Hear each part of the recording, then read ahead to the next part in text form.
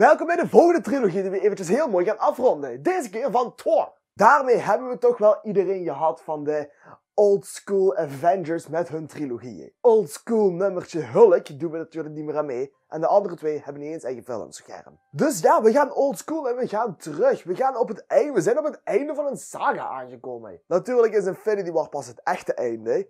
Soort van. Avengers Endgame wordt het echte einde. Maar dit is toch ook wel even een momentje op zich. Neem eventjes een minuutje voor jezelf. Oké, dat gaan we natuurlijk niet doen, want dan wordt deze video veel te lang.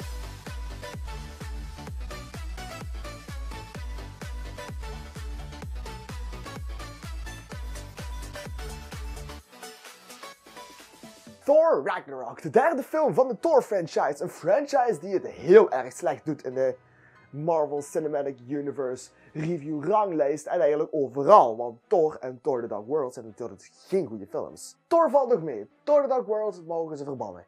Heeft Taika Waititi met zijn nieuwe kijk er een goede film van gemaakt? Volgens de critics en volgens de mensen wel. En volgens mij, dat zul je vandaag zien in deze video. Dus blijf vooral eventjes kijken en laten we nu even gaan kijken naar een mooie, prachtige tv-spot of zo van deze film.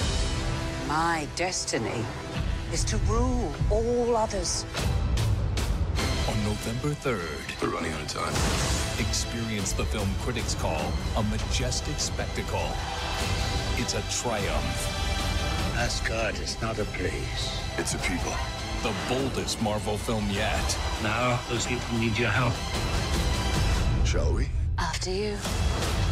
Thor Ragnarok. Rated PG-13. Get tickets now.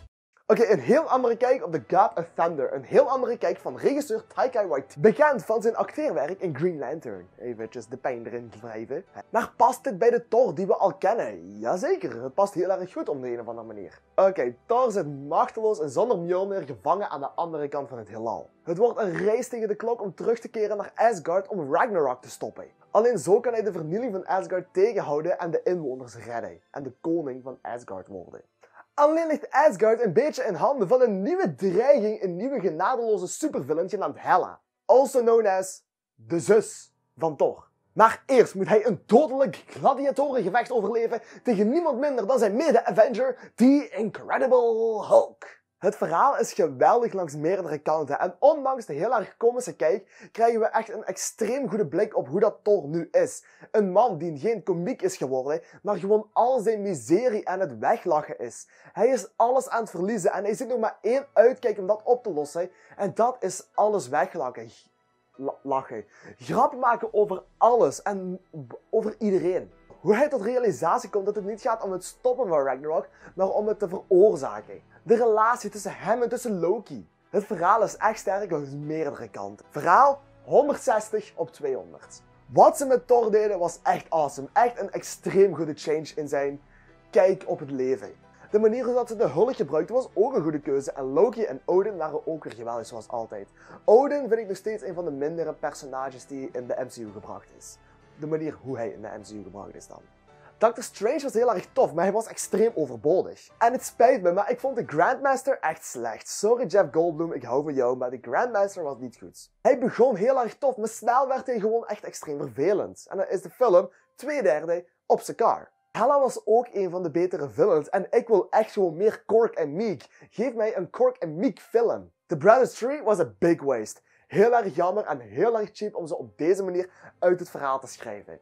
Ik vind het dan wel weer goed dat een van de Brothers 3 nu bij DC zit voor Shazam. Personages 160 op 200. De designing van deze film was echt geweldig. Het is een van de betere films in de MCU erop. Het is ook echt creatief gebruikt en daadwerkelijk ook echt van de comics van Steve Ditko afgepakt. En dat is heel erg geweldig. De pacing was iets minder. Hij ging zeker wel vlot vooruit en dat was zeker een pluspunt. Maar alles op zijn kar behalve het gevecht en de Revolution duurde gewoon iets te lang. Of het was gewoon wat te langdradig, kan ook. Pacing en designing 110 op 150. Dat ze uiteindelijk wel voor de destruction of Asgard gingen was surprisingly good.